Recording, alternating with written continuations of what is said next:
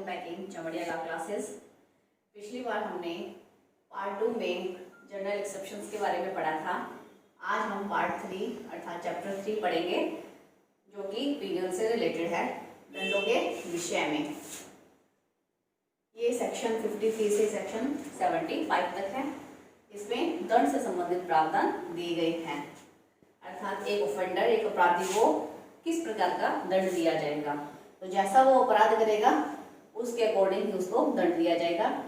IPC में 5 प्रकार के दंड दिए गए हैं, लेकिन सेक्शन 53 6 दंड के बारे में बताता है। पहला मृत्युदंड, दूसरा आजीवन कारावास, तीसरा था जो कि काले पानी की सजा थी जिसे निरसित कर दिया गया है, चौथा है कारावास जो कि 2 प्रकार का होता है, कठोर और सादा।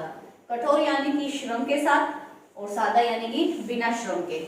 पांचवा है संपत्ति का संपहरण और छठा है जुर्माना। मृत्युदंड मिठू बनाम राज्य के केस में सुप्रीम कोर्ट ने कहा था कि जो रेयरेस्ट मामले होते हैं, अर्थात जो गंभीरतम मामले होते हैं, जिसमें गंभीर अपराध होते हैं, केवल उन्हीं मामलों में मृत्युदंड दिया जाना चाहिए। उसमें सेक्शन 303 को असंवैधानिक ठहराया था।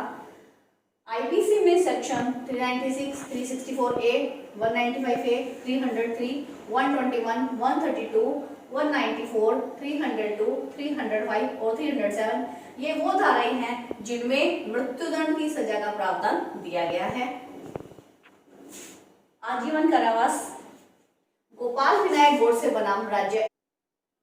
इस केस में सुप्रीम कोर्ट ने यह बताया है कि आजीवन कारावास कितने वर्ष तक का हो सकता है।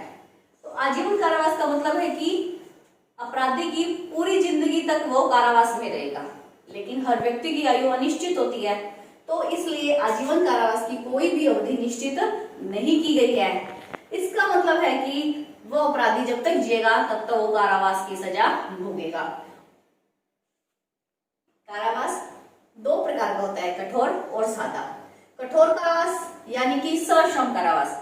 तो आईपीसी में केवल 2 धाराएं दी गई हैं जिनमें केवल कठोर कारावास का प्रावधान है, वो है सेक्शन 194 और 409। बाकी सभी धाराओं में हमेशा जो प्रावधान होता है ऐसा रहता है, कारावास जो कि सादा और कठोर दोनों में से कोई भी, और जुर्माना या जुर्माना होता है। लेकिन ये 2 धाराएं ऐसी हैं जिनमें केवल कठोर कारावास का प्रावधान दिया गया है। और जो सादा कारावास है तो सेक्शन 168, 169, 172, 173, 174, 175, 176, 178, 179, 180, 87, 188, 223, 205 के 228, 291, 341, 500, 501, 502, 509 और 510 ये वे धाराएं हैं जिनमें केवल मात्र सादा कारावास का प्रावधान दिया गया है, अर्थात इसके साथ कठोर कारावास का प्रावधान नहीं है। अब आते हैं संपत्ति के समपहरण। इसका मतलब होता है कि जो अपराधी व्यक्ति है उसकी संपत्ति को सरकार समपहरित कर लेती है। तो 126, 137, 169, 263 वे धाराएं हैं जिनमें अपराधी को सजा तो मिलती ही है, उसके साथ उसकी संपत्ति को भी जब्त कर लिया जाता है। और छठा प्रावधान है जुर्माने का।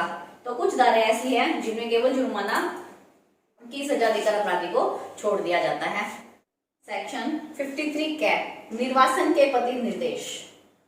देखिए, ये जो धारा यहाँ से निरसित की गई थी वो थी आजीवन निर्वासन, जिसे हम सामान्य शब्दों में काले पानी की सजा को कहते थे, उसे हटा दिया गया है। उसकी जगह आजीवन कारावास शब्द प्रतिस्थापित कर दिया गया है, अर्थात जिन धाराओं में आजीवन निर्वासन की सजा थी वहां पर अब आजीवन कारावास यूज किया जाएगा और उसे आजीवन कारावास की सजा दी जाएगी। सेक्शन 54 मृत्यु दंडादेश का लघुकरण। कुछ मामलों में जिनमें अपराधी को मृत्युदंड दिया जाता है उनमें समुचित सरकार दंडादेश का लघुकरण कर सकती है, अर्थात जो मृत्युदंड यानी कैपिटल पनिशमेंट की सजा दी गई है उस सजा को छोटी सजा में परिवर्तित कर सकती है, और यह कार्य केवल समुचित सरकार कर सकती है। सेक्शन 55 आजीवन कारावास के दंडादेश का लघुकरण। जिस प्रकार मृत्यु दंडादेश का लघुकरण किया जाता है उसी प्रकार समुचित सरकार आजीवन कारावास के दंडादेश का भी लघुकरण कर सकती है। गर्भवती महिला और 15 वर्ष से कम आयु के बच्चों को मृत्यु दंडादेश और आजीवन कारावास कम ही दिया जाता है, उनकी सजा का लघुकरण समुचित सरकार कर सकती है। समुचित सरकार वे मामले जिनमें अपराधी को मृत्यु दंडादेश की सजा सुनाई जाती है, उनमें लघुकरण का अधिकार केंद्रीय सरकार को है, और वे विषय जिनमें संघ की कार्यपालन शक्ति का विस्तार है, उन मामलों में दंडादेश को लघुकरण करने का अधिकार केंद्रीय सरकार को है। लेकिन वे विषय या वे मामले जिनमें राज्य की कार्यपालन शक्ति का विस्तार है, उनमें दंडादेश का लघुकरण करने का अधिकार राज्य सरकार को है। सेक्शन 57 दंडावधियों की भिन्नें। आजीवन कारावास को दंडावधियों की भिन्नों की गिनना करते वक्त 20 वर्ष के समतुल्य माना जाएगा। सेक्शन 60 संपूर्ण कारावास या उसका कोई भाग कठिन या सादा हो सकता है। जिन मामलों में अपराधी को दोनों में से किसी भांति के कारावास की सजा सुनाई जा सकती है, उन मामलों में या तो उसका सारा कारावास सादा हो सकता है या कठिन हो सकता है, या उसका कोई भाग कठिन या सादा हो सकता है। आज के लिए इतना ही, इसके आगे का हम नेक्स्ट वीडियो में पढ़ेंगे। धन्यवाद।